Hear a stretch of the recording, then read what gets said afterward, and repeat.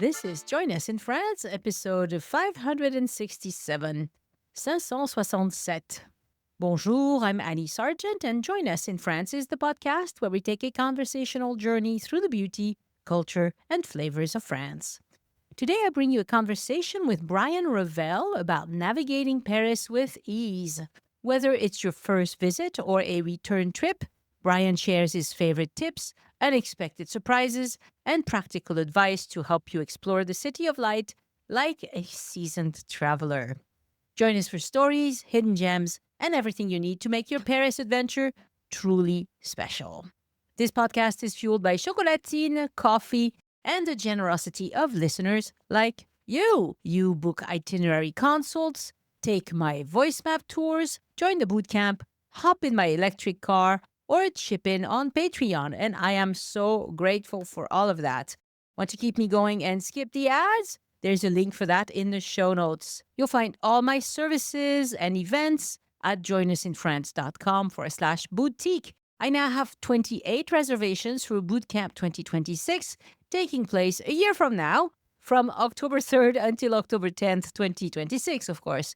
We recommend you arrive a day early and don't leave until a day after because bootcamp days are very full and you'd miss out. If you'd like to find out more about Bootcamp 2026 and actually join us in France, browse to joinusinfrance.com/bootcamp 2026. No spaces or dashes. What is the bootcamp? It's 7 days of hanging out with fellow Francophiles, visits to wonderful sites around Toulouse, and optional language classes with me and Elise, of course. You can listen to episode 563, 498, or 445 if you want to hear what the previous edition of the bootcamp were like directly from the people who participated. If you'd like a handy summary of my conversation with Brian, with all the useful links, subscribe to the newsletter at joinusinfrance.com/newsletter. It's the best way to stay in the loop. There will not be a magazine part of the podcast today because this recording ran long, but I do want to send my thanks and a shout out to new patron Sandy, and thank you, Bunny Day, for increasing your pledge. Last week, I published a short video of my doctor's office so people who intend to move to France can have an idea what it's like, and also people who don't intend to move to France. It's interesting to see those things, right? I wasn't planning on doing this, but since my appointment was at noon and the office was empty, I jumped on this chance. And I will publish the links for our monthly Zoom meeting with patrons this week as well. To join this wonderful community of Francophiles, go to patreon.com/join us. That's Patreon. Join us, no spaces or dashes. And to support Elise, go to patreon.com/EliseArt, ELYSART. Now, you might be asking yourself, why can't the podcast run long? Because it gets aired on Radio Paris as well, and they just give me 1 hour. And also because I am grateful you hang out with me and my guests for an hour. I don't want to abuse the privilege. Next week on the podcast, an episode with Elise about Sarah Bernard, the actress, the amazing actress. I learned so much. Thank you so much for listening, and talk to you next Sunday.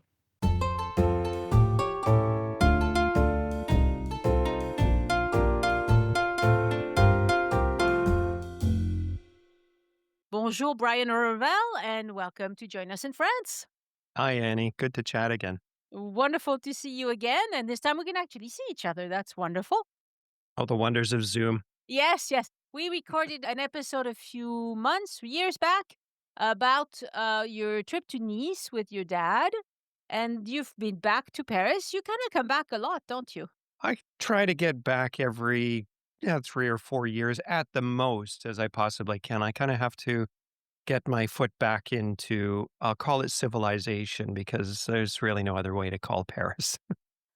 And you do speak very good French as well, so that helps. It feeds your Francophile, I guess. It helps. Yes. I do the best I can. So we're going to talk. This is going to be a bit of a hodgepodge of an episode where we're going to talk about some things that you've noticed about France, things that you would like to tell people about. So, practical tips in a way. It's funny because you're a bit of an owl because of your work. And so when you're in France, do you switch to daytime hours or? Actually, it's very easy. For me, it's really easy because I work nights as it is. So my whole life routine involves going to bed at very strange hours. And I get on a plane and I fly for 10 hours. I land in Paris and it's 10 o'clock in the morning in Paris. And it feels like it's time for me to get up at 7:30 at night. Wow. Yeah. So it actually works out really, really well. It's almost like I was meant to live during the day in Paris, in France. That's great. Yeah, because you work for the Vancouver transit system, right? Which is fascinating in itself.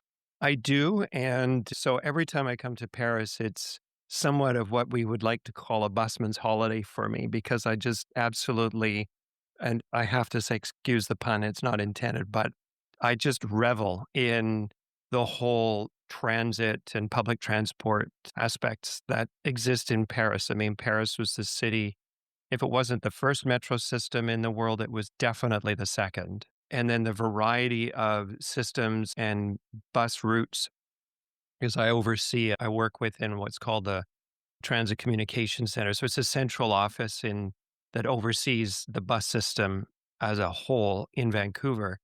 My next trip, I'd like to go and visit the RATP version, which is just outside of the 20th, just outside of the Périphérique. I was perilously close to it actually on this trip when I went for my walk to Pantin, but we'll get to that in a little bit. Yeah. And then just to ride the buses and ride the trains and just see how it works and how it's organized. It's a lot of fun for me. It's interesting. Yeah. I visited the control center for the Toulouse Metro. And they do this, I'm sure they do it in Paris as well, like for Jour du Patrimoine. Sometimes they open up for visitors, and it's quite interesting to see all the computers and all the screens and the people. They're very concentrated on what's happening with the network, even though in Toulouse it's a fully automated system. And they also have guys. As the trains are here.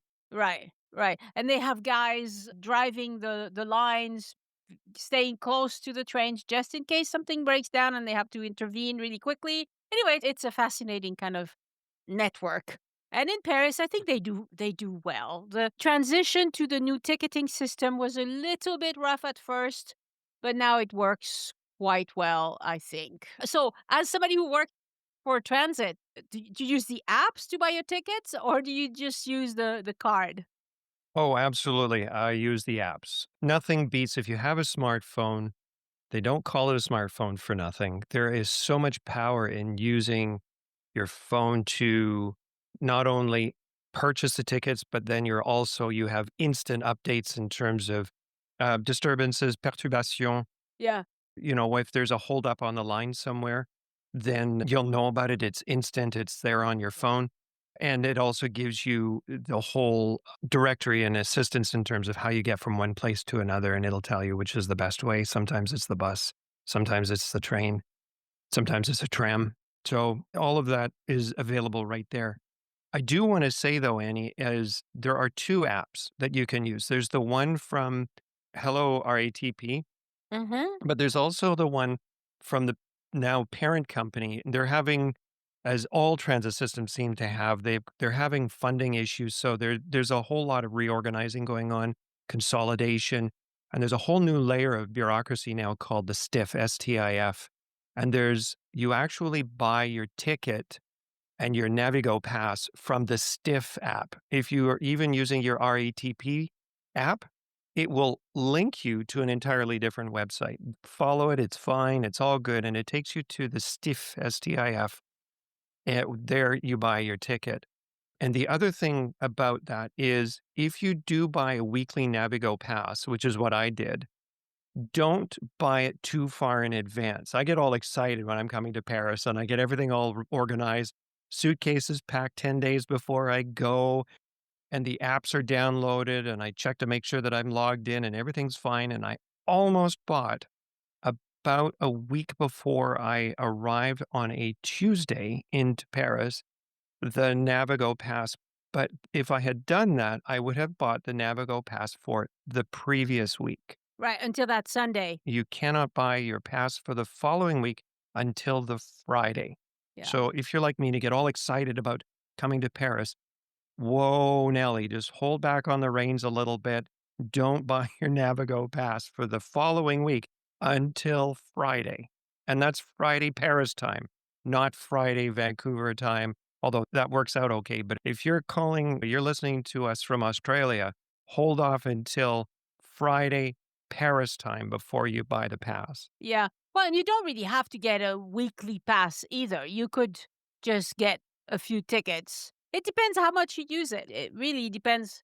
I get away with just buying a few tickets and using those few tickets. I tend to walk a lot, so I just make my way into the city.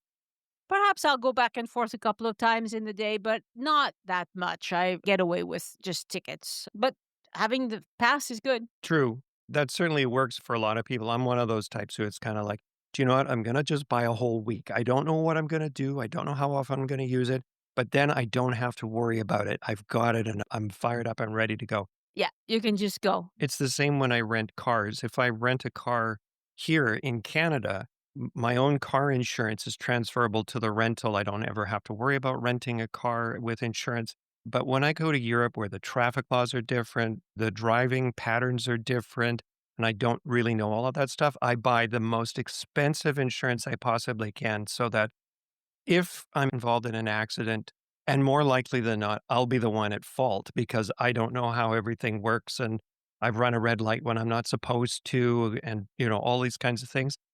The insurance covers me, and I'm not coming home worrying about where I'm going to find $7,000 or $8,000 in a deductible or however it all works. Insurance is taken care of. $30 a day for that kind of peace of mind. I would never drive overseas without the most fully comprehensive insurance I possibly could. So it's the same sort of thing. Yeah, in France, they still also look over the car very carefully. Last time I was in the US a couple of months ago and we rented a car and they don't even look at the car. Like you return the car, they don't care. They just want you to leave the key in the right place. They don't look at the car. In France, they look at the car still. Imagine what it was like renting a car 10 years ago in the US, perhaps even 15 years ago. It's about like that still in Europe. And so they will look over the car to see if there's any new scratches or anything. So when you pick up your car in France, still walk around it, take photos of what you see. And then when you return it, expect someone to walk around it with you as well.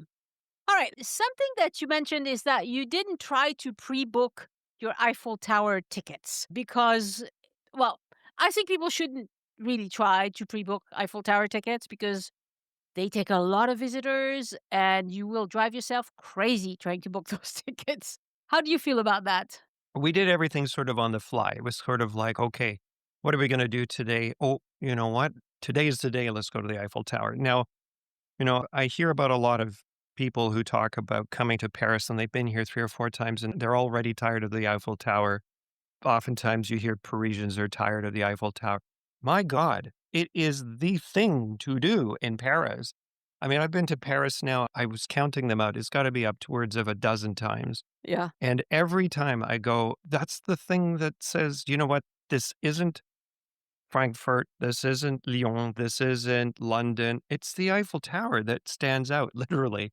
Yeah. And this was my third visit to the Eiffel Tower. Very first time was the first time I ever went to Paris. A, that's a lifetime ago. And the second time was with my dad. That was back in 20 something, but well before COVID. And then this time I finally made it to the top. So third time's lucky. I finally made it to the very, very top. And it was just, let's just go. So we walked all the way from Canal Saint-Martin. I was already tired. Wow, that's a long way. Got to the Eiffel Tower. It was a long way. Got to the Eiffel Tower. And yes, the security perimeter was a little bit of a shock because the last time we were on the Champ de Mars and we just walked right up to it. And now there's this. But you know what I must say? It's a security barrier, but it's still classy. It's done in glass. So it's not really, it doesn't stick out that much. You access the place from the east, I believe. And we walked up to the line, and there were two lines. The one line, we walked and we followed the line all the way down to the end of the line. And at the end of the line, there was a sign that said, if you have tickets, muni de billets, I think is what it was. and everybody in the line all had tickets. But the other line had nobody in it at all. We literally were like the 3rd or the 4th person before the security checkpoint.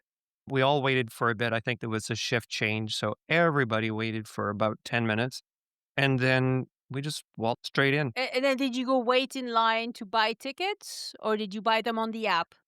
No, never even thought of that, to be honest with you. Isn't funny? I was just talking about apps.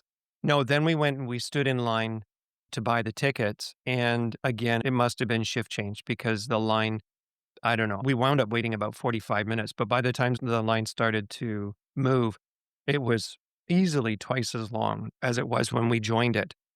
Now, once it started to move, I guess the people that were way behind us didn't have to wait as long as we did because we all had to wait at least half an hour before the line started to move again. And so it was 45 minutes to get the ticket. Yeah. So here's another tip. Well, two tips actually. Go to whichever security line is shortest because the security people do not ask you if it's true that you have a ticket or if it's true that you don't have a ticket. They don't verify that at all. They just check you for dangerous things. That's it. So just go to whatever line is shortest. That's what I do.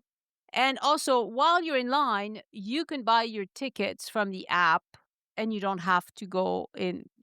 They always release tickets for the same day. So buy the tickets you need from while you're in line. That way, you know for sure there won't be any returns. You'll be able to know if that at that time they will let you go to the very tippy top because very often they don't sell that until the last minute because they don't know what the conditions are going to be like. Right. So, yeah, that's how I would say it works. If only I had thought of that, Annie. I obviously wasn't listening to your advice. It's the same with the Orsay Museum. The Louvre, it's best if you buy in advance because they don't have that many tickets at the last minute. But the others, often you can just buy from the app the day of. But do you know what, though? It was crazy. We might have had to wait 45 minutes to buy a ticket at the Eiffel Tower. The Louvre, we literally walked up to the pyramid and walked straight in the door, Wow. straight in. Absolutely no delay. And that was, I think that was one of the rainy days. I'm not 100% sure. We had spectacular weather while we were there. It was cold in November. That was when we were there this past November of 2024. But I think one of the days that it was the rainy day was the day that we went to the Louvre as we planned it. And literally walked in, down the stairs and down into the central hallway. Gotta say, it was bedlam. It was pandemonium down there, but it was getting in, absolutely no trouble. But, we were there in November, and that might have had something. Yeah. Yeah. It changes a lot. Day by day, it changes a lot. Obviously, will have had something to do with it. Hey, listen, I want to talk a little bit about the Louvre, if you don't mind. Sure. The whole point for me, now I had lived in France back in the 1990s. I lived in one of the ski resorts during the Winter Olympics of Albertville in 1992. And I kind of then it was an impressionable year of my young, early adulthood. And I picked up a lot of the sort of French attitudes about certain things. And one of them that I recall was as a French person, you don't go to the Louvre for just a day. What's the point? You're supposed to go for 4 or 5 days and take it all in and take in the ambiance and go and actually peruse every single piece of art. And that way it's sophisticated and it is also very French, to do it that way. And it was a bias that I have lived with my entire life. So all these times I've been to Paris, I've held off going to the Louvre until one day when I have time, I'm going to do the Louvre as one must. Uh-huh. And this was the trip because I was 24 when I was in Paris doing the thing the last time. And here I am more than double that. And I am now an adult. I can now go to the Louvre. And so that was what the point of this trip was. And I have to say, and I'm devastated to say this, I was profoundly disappointed by the Louvre. Oh, do tell. It is the greatest museum on earth, no question about that. And I hasten to say that I am so grateful that Emmanuel Macron now is prioritized, now that the Notre Dame has been restored to its glory, that he is about to undertake a multi-billion euro project to do the same thing, or multi-million euro project to do the same for the Louvre. As far as I'm concerned, it desperately needs some kind of a renovation to make the experience more enjoyable. Since I've been there, I have listened to different podcasts and different interviews where the general consensus is that it is an overwhelming experience. We walked in the door, the lobby is beautiful, it's spacious, it was very busy, as I pointed out, got our tickets, and I thought, okay, gonna go and do the absolute must right now. Let's just get it out of the way. So the unmentionable. So we went up, me and my cousin and his friend, we were traveling as a threesome. We went to look at the Mona Lisa and we walked into the room and it was packed. I could not, you know, 400 people, 500 people in a single room. It's crazy. And there's incredible works of art. And that's November. That's November, that's right. There's incredible works of art in the same room, and it's like, yeah, whatever. It's just part of the wallpaper. There's so many pieces of art, and they seem to be hung in such a jumble, pell-mell sort of way. Anyway, you stand at the back and you slowly move forward because the people at the front are given, I don't know, 40 seconds to look at it. And then the security guard pulls the stanchion and sort of like, and then pulls everybody out and you've got to walk around in behind and you leave in a very Disneyland-esque kind of way of controlling crowds. So eventually got to the front and got some nice pictures of the Mona Lisa and walked out. Got a couple of other pictures in the next room, the one of, I can't remember the name of. De la Croix. Yes, that's the one. Liberty leading the people isn't nearby, all that. And then, you've been there a time or 2. And then went over to the Denon wing and looked down the main gallery, and it was just hundreds of people again, and again, the paintings are just hung by chains, hanging off the wall, and there are so many of them. It just looks like wallpaper as you look I don't know, 200, 300 meters down the gallery, that straight long gallery. The ceilings are high, which is nice, but it looks like fluorescent lighting, and it was an incredible letdown. So, we sort of popped around a little bit. We looked at I just happened across the Venus de Milo that just happens to be there. So then we went to look at the foundations of the original castle going back to, medieval times. And then the one thing I wanted to look at were the Napoleon apartments because I'm fascinated by architecture and interior design. And they were closed.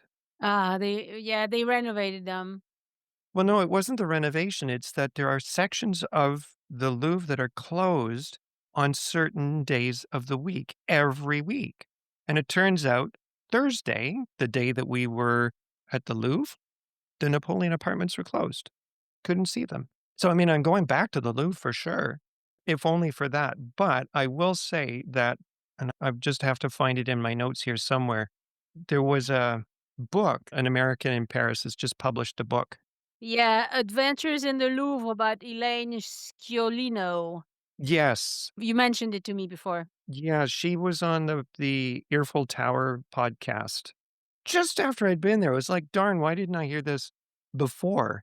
And she really talked about how to make the experience less overwhelming. I suppose I could have got an audio guide. I suppose I could have done a tour, but that wasn't really the objective for me. Mine was to sort of have one with the Louvre, and it just didn't work. So the good news, oh, and the other one is that if I was going to go and visit the Louvre for 4 days, which is what the plan was, it's €23 a pop. That was gonna be almost a $200 visit for me over 3 or 4 days, and given how much of a letdown it was for me the one day, You just gave up. I'll do it again, and the nice thing is that my entire philosophy in life is you gotta try everything twice because the first time might be a one-off. Mhm. So, I will go back, I will try it again. It's an interesting perspective. Really, I think people need to be prepared for the Louvre just on the sheer basis of its site. I haven't ever tried, or I wasn't raised with the idea that you should spend days there. I can't spend days anywhere but at the beach, really. But but I'm just happy to go in and try to discover a new section every time I go. I've seen the Mona Lisa several times. I do like the big historical paintings because you're right. It looks like they're hanging there and you're wondering, what is this? But the Louvre is organized chronologically, by area and chronologically. So if you know that, it helps make sense of it a little bit. But it's really a very, you need to be prepared. You need to know, what am I looking at today? And just go for that. For people who don't have that sort of motivation, get one of the official guides from the Louvre. I think a guided visit, if you get one of the official Louvre guides, is maybe 16 euros extra or something like that. It's not very expensive. If you hire a private guide, they charge a lot of money because there's something called le droit de parole. So if you're an official guide, you can apply for authorization to speak in the Louvre, and you have to pay 300 euros just for that day. So, of course, private guides will charge a lot of money for the Louvre unless they have giant sizes, and that's not ideal either. So, either you follow the tourist track, it's signed very well, but you will be in rooms full of people, or you select a section that interests you. That would be my advice for Louvre visits. But there are people who go back again and again. So you mentioned earlier that you walked all the way from the Canal Saint-Martin. So is that where you were staying? We were staying in the third. Okay. We were staying off on Avenue Froissart, which is sort of halfway between Place de la République and Place de la Bastille, about a block or two off the Canal Saint-Martin. Okay. So it's kind of a nondescript area up at the top of Rue de Bretagne. It's just sort of up in that area. Kind of nondescript area, nothing particularly touristy about the whole area, but it was quiet. I left accommodations to my cousin, and he does a marvelous job. He had gone and found, it was a short term. I don't know how he managed it, considering that apparently short terms are no longer allowed in Paris. No, they are. They are? Okay. Well, anyway, he went to the Airbnb website and found this location, and then went and found the website of the actual provider. So he got a really good deal on the place, and it was relatively central for the Marais, which is kind of a nice neighborhood to kind of hang out on, just on the outer skirts of it. And so my cousin and I, we went for a walk up on the Canal Saint-Martin, and we walked the entire canal out to the Périphérique, out to the ring road around Paris, and then just a little tiny bit beyond. And we wound up in one of the suburbs. First time I've ever stepped outside of the city of Paris on foot. We were in a place called Pantin, Pantin. And I have to tell you, it was like stepping into a different world. It was, now, Vancouver, everybody has this impression of Vancouver, where I'm from, as being this beautiful, gilded city, lovingly sort of like lodged between the ocean and the mountains, and people come for that. But it has a bit of a seedy, grimy downside, at least in one of the areas. It comes as a shock. You're safe. Nobody's going to do anything because they're all busy worrying about their own little worlds. But there's a lot of homelessness in Vancouver, given that it's the end of the railroads, kind of like San Francisco, a little bit that way. It was the same in Pantin. You go to Paris and you see these beautiful wide boulevards, and everything is clean and everything is wonderful. There's virtually no homelessness, so it appears, in Paris. But you step literally 100 meters outside of Paris, and there are encampments under the Périphérique. There's just general homelessness chaos, literally 100 meters outside of the city of Paris. I'm not saying that, if you walk another 500 meters, it sort of all calms down again, and now you're into suburbs, just as I would expect it to be here in Vancouver. But that first 100 meters is pretty shocking. I didn't feel unsafe, but it's just, this is not the Paris I came to visit, that's for sure. Yeah, yeah. So yeah, that's the problem with the area of the Canal Saint-Martin. And if you walk it all the way to Canal de Lourdes, it changes names a little further up. You will see some things that are not like touristy. We do have a problem with homelessness in France, just like many other countries. I dearly wish they would come up with a solution to this, but apparently we don't know how to handle it. It's global. It's global right now. But they keep moving them. So during the Olympics, they really cleared out a lot of people. They even sent them to like tiny villages and minor cities. They bust them out to other towns in France. And of course, what happened in those towns, people complain. We don't want you homeless. But there are places like when you're in the Canal Saint Martin area, if you stay close to where it joins up with the Seine, you're fine. But the further away you go, the more funky it's going to be. Colorful. Yeah, yeah. Colorful. And it's not dangerous per se during the day, but there are a lot of drug users. There are a lot of businesses going on that are, Illicit. Let's just leave it at that. yes, yes. Yeah, you don't want to be in those area. And I agree with you, it's not dangerous per se, but it's you didn't come to Paris to see that, right? So, But it was three guys. If it was a young woman by herself, she should really not be there. agreed. Yeah, agreed. Anyway, let's move on. Yes, yes, yes, yes, yes. So we walked that one day. We then took the metro into closer to town. I wanted to see Les Halles. The last time I was in Paris, my dad's mobility was somewhat restricted, so we didn't really move around. We stayed in Montmartre and didn't really leave Montmartre the whole time. So we got to Les Halles, and it's a modern shopping center. If you're from North America and you're sort of having a little itch for something that's reminiscent of the malls from home, yeah, go and visit Les Halles. It's actually owned by an American mall company. Not really. I'm not that surprised. Yeah, I don't remember what it's called, but it's an American mall company. We went to Starbucks there. What is it with the Starbucks? The last time I was in Paris, there was a Starbucks on the Champs-Élysées and a Starbucks in Montmartre, and that was it. Now they're everywhere. Yeah, there are a lot of them.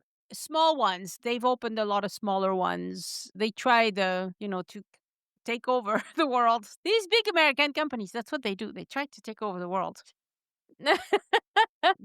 Fortunately, there's getting to be a real cafe and a real global coffee culture in Paris now. So, the Australians have taken over the Parisian coffee culture.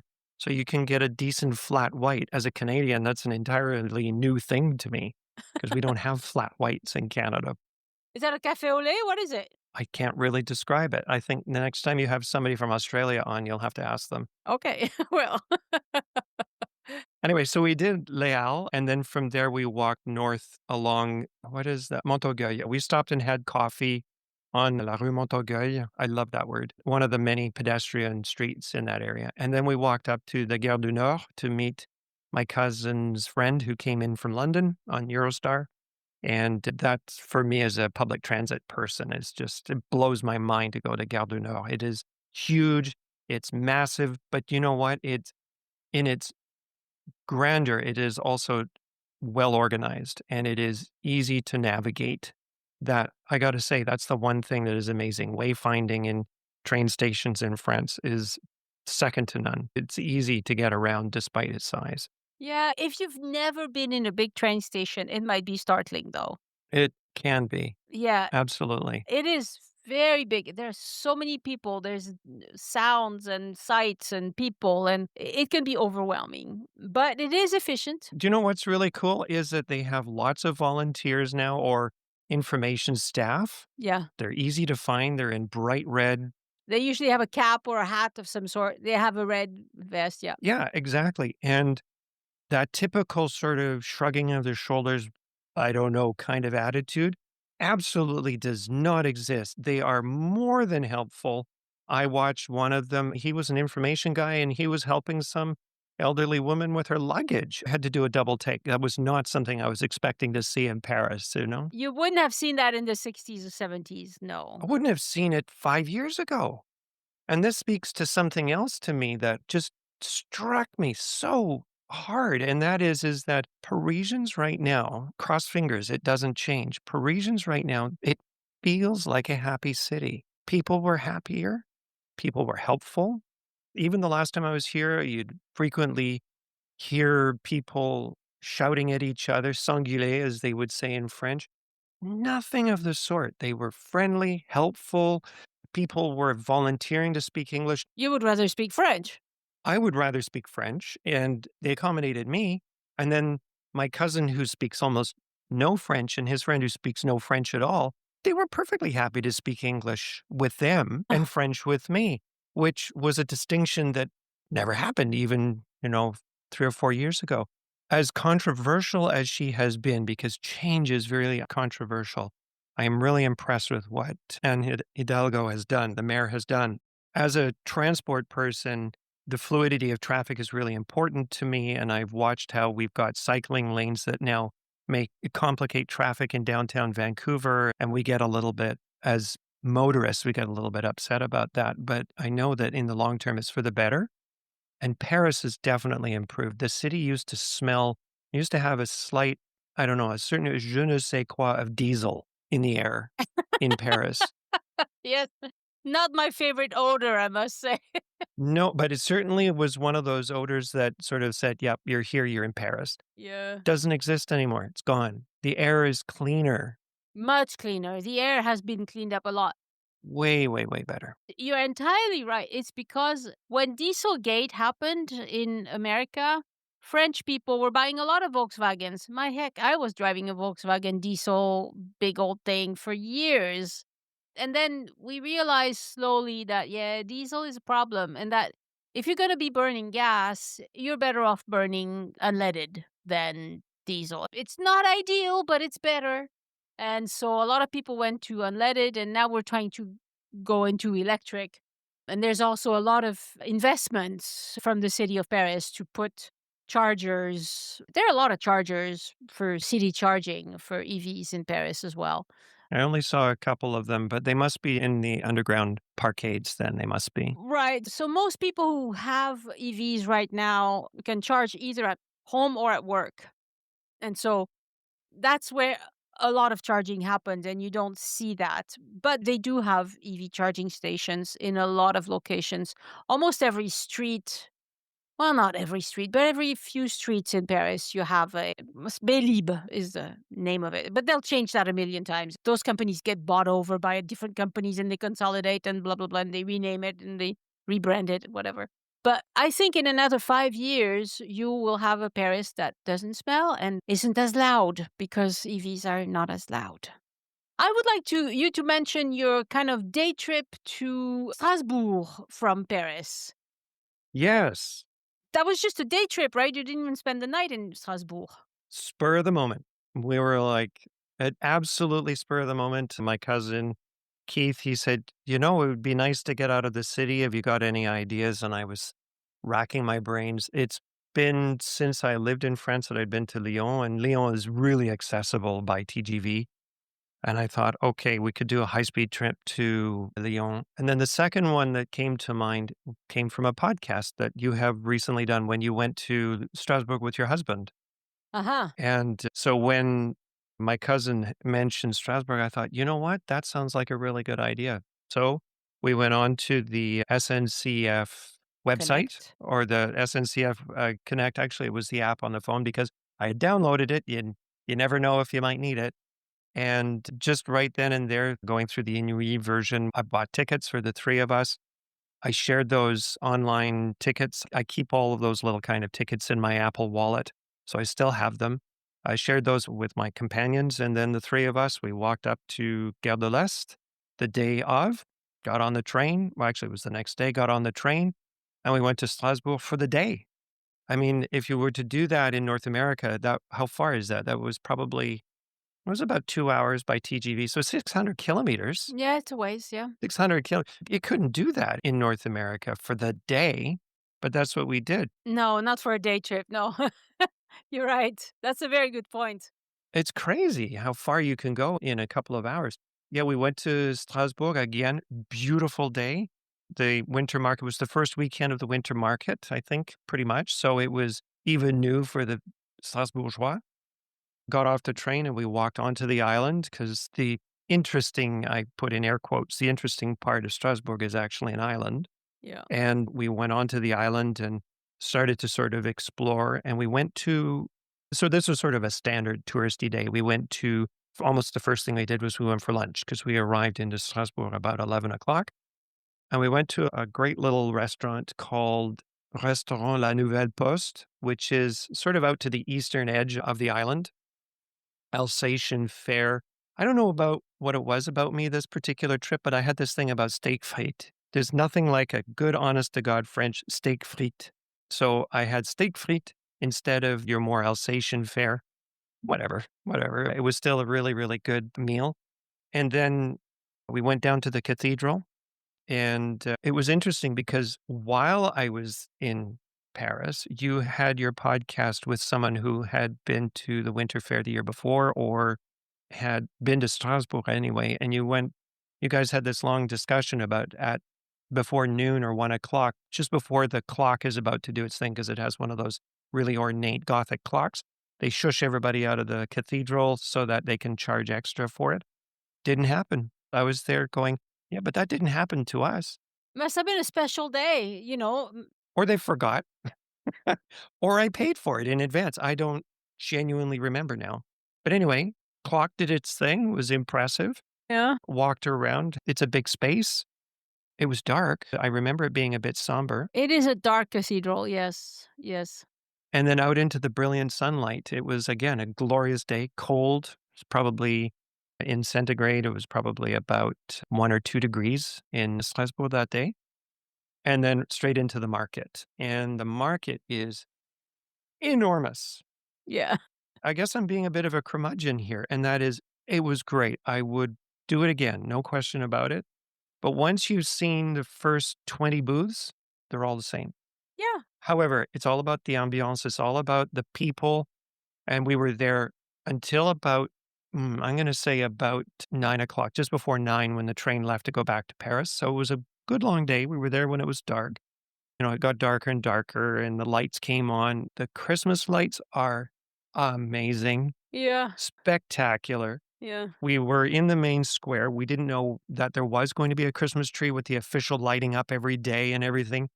We happened to be there. It was really impressive. It was a lot of fun, lots of oohs and ahs. And then we made our way back towards the train station. We stopped at a place called Au Coin des Necks, Kneckes, which is a funky brasserie, Bierstube, probably is a better term for it, Yeah. and had pizza. Again, not particularly Alsatian, but it was good.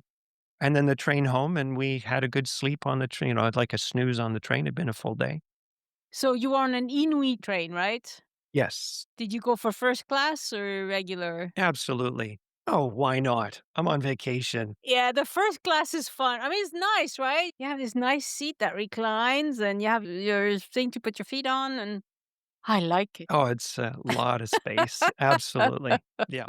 I like it. And when we were there, we walked around the island. And that's the one thing, you see pictures of the canals and the water mills and all of that stuff of Strasbourg, like it's because it is the Venice of Eastern France. And yeah, it definitely lives up to its reputation. It was, every so often you come across this little tiny clump of buildings that, with the, what do you call it? The old classic wooden building from that part of France. And then you walk a little bit more and there's a beautiful bridge. It was really scenic. It definitely level, easy to walk.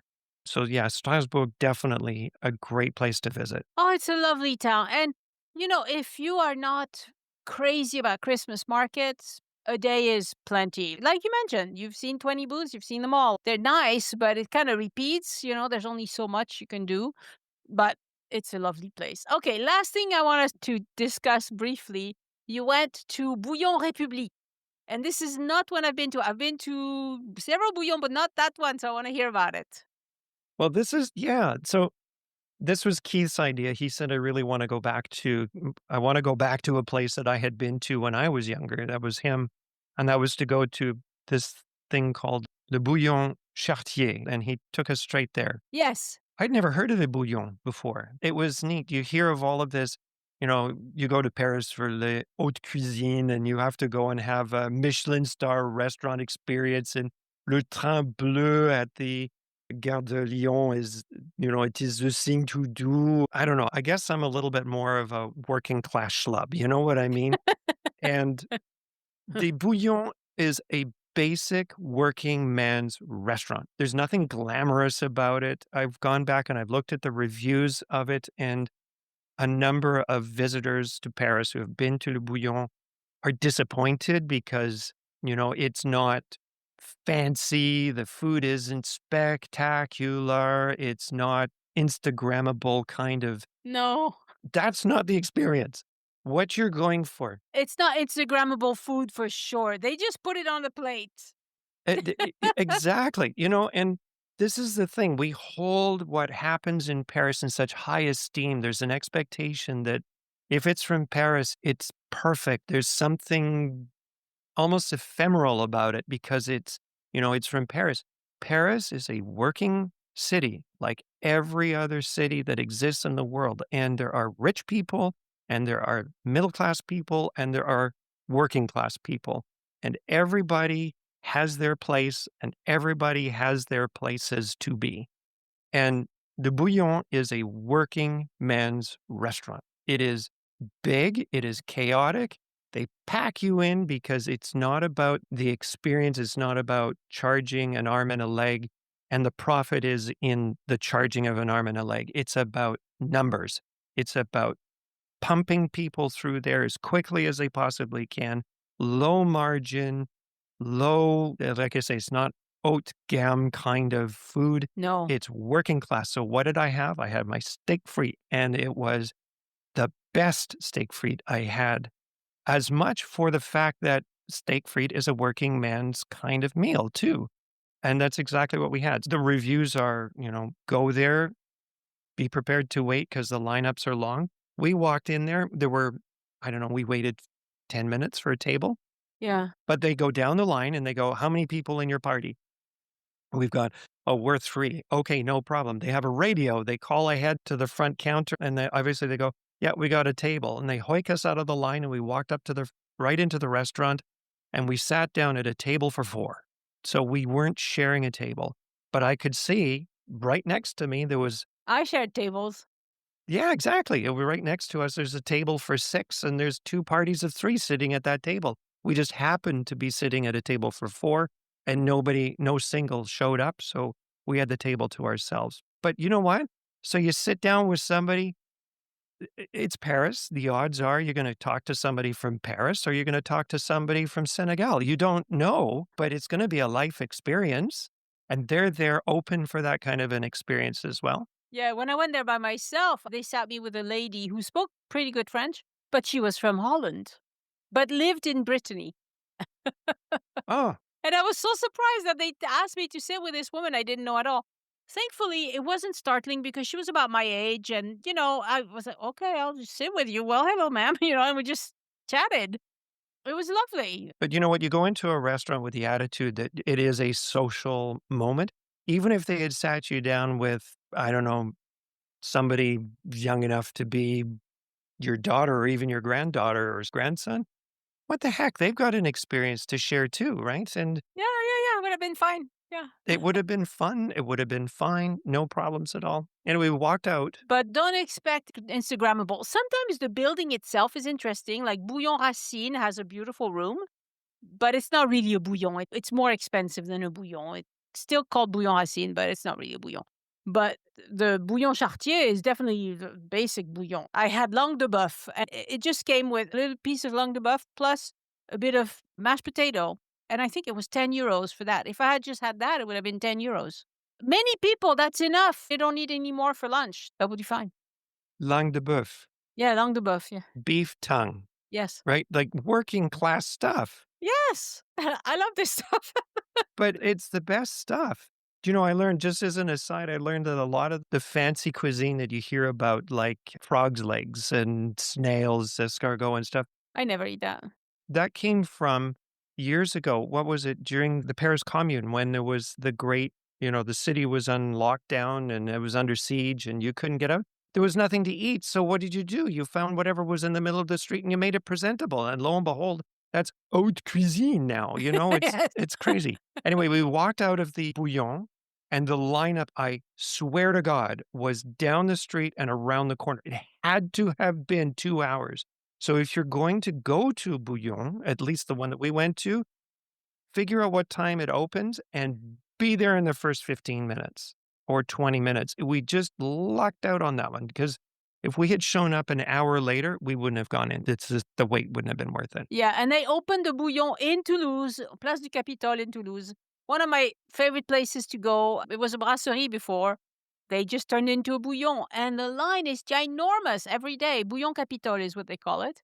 And I haven't eaten there because, I can hardly wait. One day I'll get there. yeah, I can't go because the last time we were there with Elise, we looked at each other. We could try that, but we'd have a half an hour wait. So let's go to Bibent instead, which is the posh restaurant where you don't wait much. It's more expensive too. Anyway, so French people, we have this kind of image of fancy everything, but we don't have fancy everything. No, some of us are just working class folks. I had a friend of mine who came up from she lives not far from Toulouse. I worked with her when I was in France, and she and her husband came up to see me while I was in Paris this time. It was really neat to see her.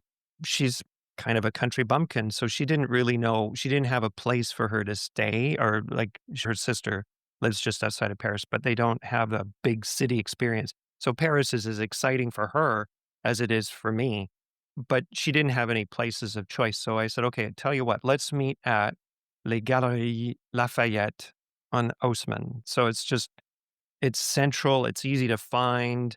And we met in the cafe on the sixth floor, Cafe Lafayette.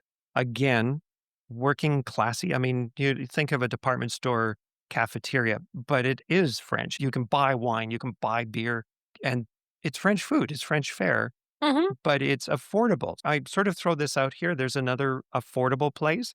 Again, presentation, well, it's as good as what you make it because you're the one that's putting it on the plate, but it's good, basic, healthy, honest to God French cuisine for a really, really reasonable price. Completely enjoyed it. We were in there for several hours before we started wandering the streets, just sort of reminiscing and reconnecting. But it's a good place. And if you have a window seat, you're looking right across at Opera Garnier. So you're looking across at the old opera house from the back. But still, there's that.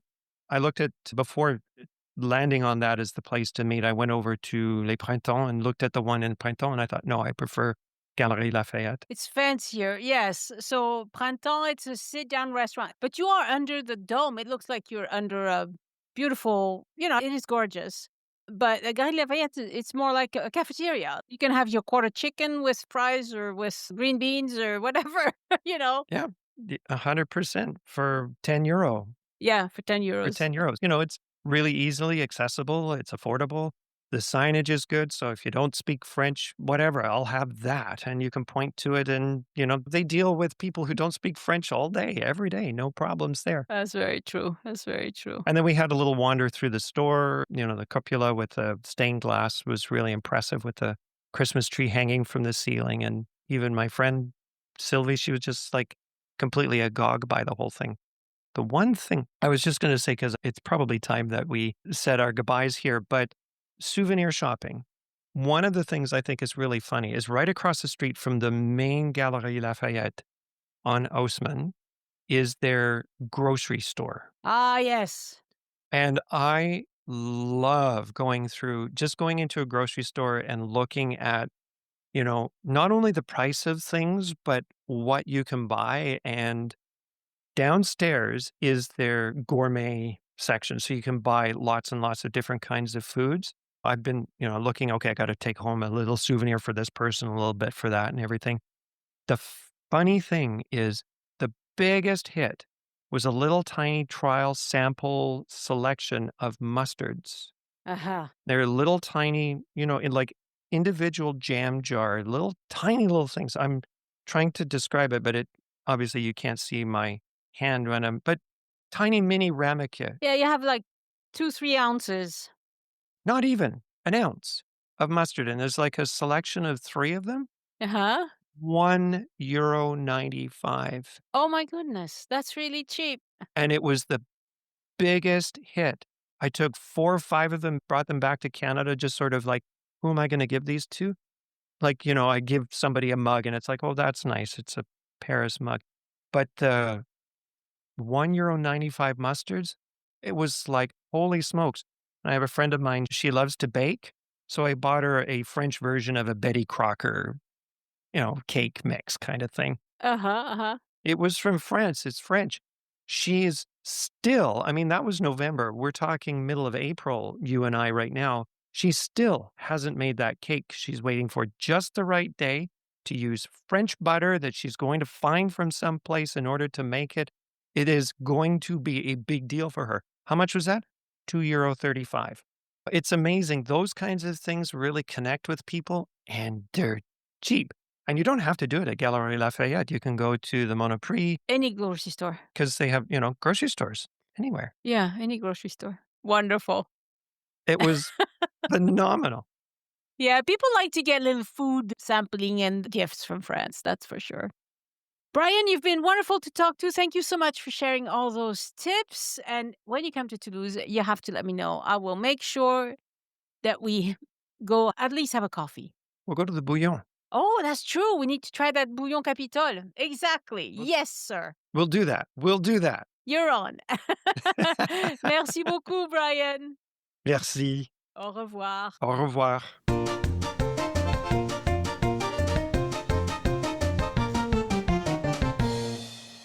The Join Us in France Travel Podcast is written, hosted, and produced by Annie Sargent and copyright 2025 by Addicted to France. It is released under a Creative Commons Attribution, Non-Commercial, No Derivatives license.